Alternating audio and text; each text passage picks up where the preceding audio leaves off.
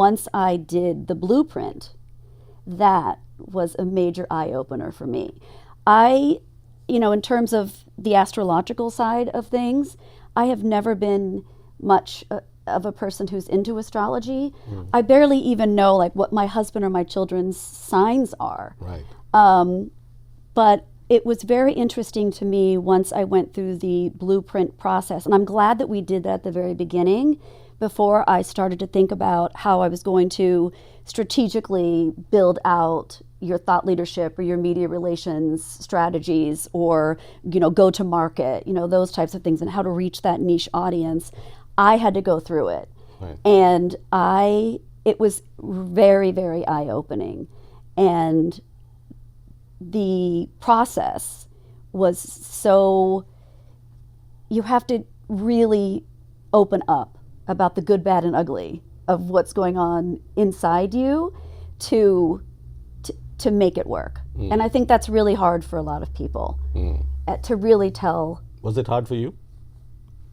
There were parts of it that were hard for me, more from an emotional standpoint. Talking about my upbringing, talking about my identical twin sister. I always feel like there's something that has made, something in the universe made my sister and I identical twins, and I'm not sure why I got so lucky that I have an identical twin, because I know how incredibly special that is. Her name is Melanie, and Melanie and I were born 5 minutes apart. Okay. And you're the older one? I'm the older one. Oh, there you go. Okay. And so over the years, it's like twin A and twin B. Right. I am the older one. Are you guys look exactly the same, more Yes. or less? And yeah, okay. Yeah, All we right. look exactly the same. We have the same voice. We have the same mannerisms. We are, really the same person. And she's also works in communications. And I've always thought that there was something cosmic about that. Like, why did we get to be identical twins? Like, we're so lucky. But talking about that is like, my sister and I have such a connection that it's sometimes I can't put it into words. So questions about that and that, my relationships, that's hard. It's very, very emotional. Right. And then talking about, both of my parents are gone. So when you start to talk about your family, that's always, because sometimes my mother died almost 30 years ago. I was only in my 20s. So sometimes that's hard to talk about.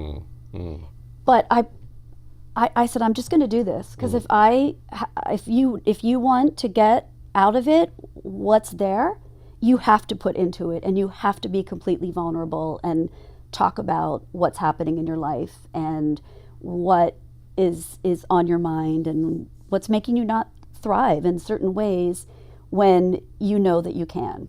Right. And especially it was hard to talk about some things going on in my family, and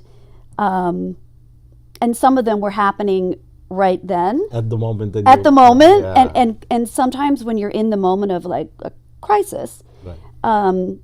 It's hard to see past that, because when I'm in crisis mode, I'm sure my cortisol levels are up, and like when I got here I was nervous, but now I'm relaxed. But when I'm in crisis mode, I never relax. Yeah. So, and it's very, very hard to focus, and so that was also hard to talk about.